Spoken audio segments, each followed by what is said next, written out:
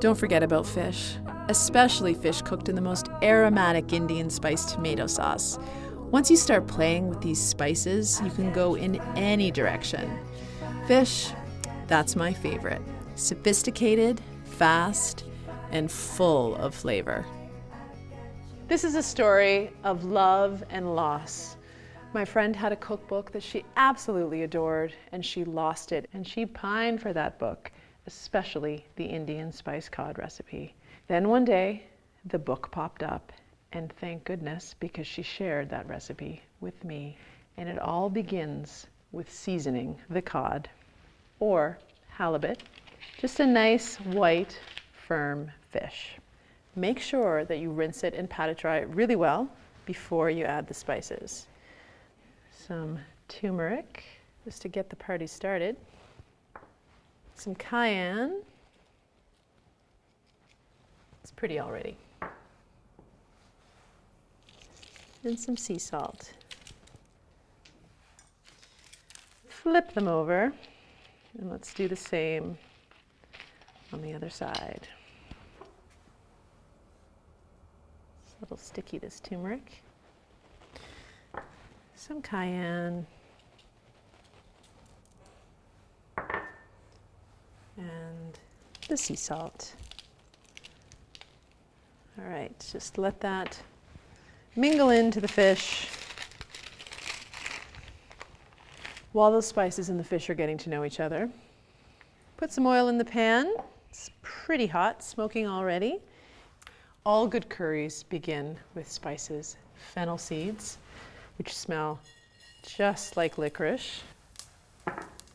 Kick it off, and mustard seeds. They are going to pop. Be careful, they can hit you in the eye. And when they do, we will add the onions and the garlic. There they go.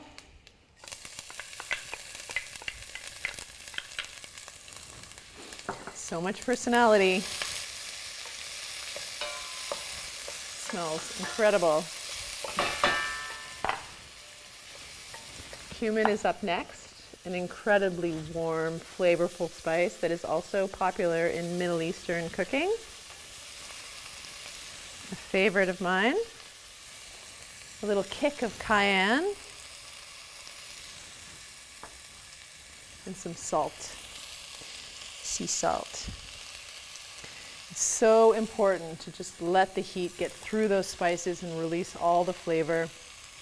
And when the onions are soft and you can just smell all this action in here, it means it's time to add a can of tomatoes and their juice.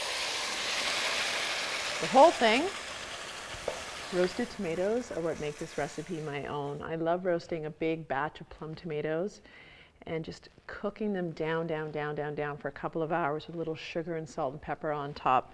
They're just filled with flavor, and I use them in everything from salads to soups to stews to Indian curries. Just an incredible addition to any savory dish. I even put them in omelets. Sky's the limit. I'm going to add those to the sauce. That's what's fun about sharing recipes. You can just use the original as a template and then make it yours. Okay, crush the tomatoes with the top of the spoon. Try not to make too much of a mess. I've got tomato sauce flying all around the kitchen. This little bowl of spice makes me so happy. It's a spice mix of all sorts of different spices that I've dry roasted individually and in a little coffee grinder. And I keep it in a glass jar and just bring it out whenever I need a little something something in my Indian dishes. The cinnamon stick just adds incredible flavor as well. So why not put some in the Indian curry? Yum. A little more oil. Your pan is hot. Fry the fish. Just going to cook it on either side. Doesn't have to be cooked all the way through because it's going to finish in the sauce. When the fish is just cooked on the other side, Turn it over and do the same on the other side, and take a look at the oil and what the turmeric does to it. It's just this gorgeous electric yellow. When it's no longer translucent, you can transfer it to the sauce, and don't worry if it breaks apart. It's absolutely fine. Nestle the fish in and let it continue cooking in this flavorful tomato sauce. All the little bits.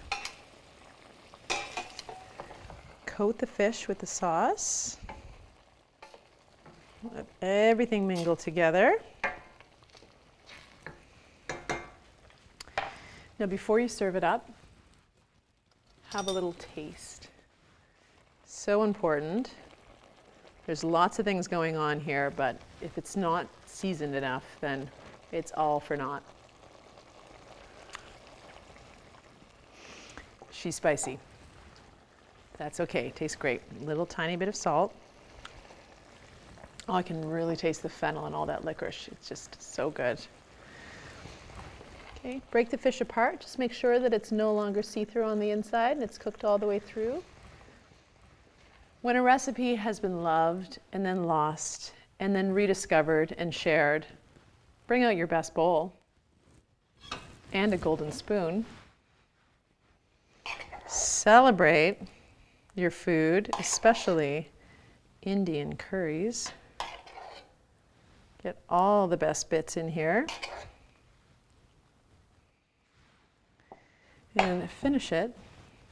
If you have some cilantro or parsley, just a little pop of green.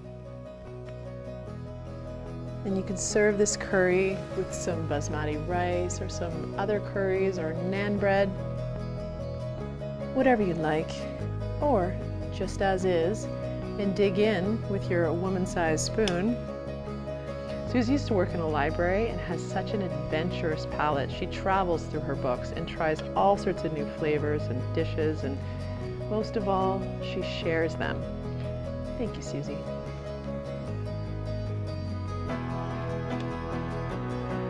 I feel a little bit like Goldilocks with Papa Bear's spoon. But porridge has never tasted so good.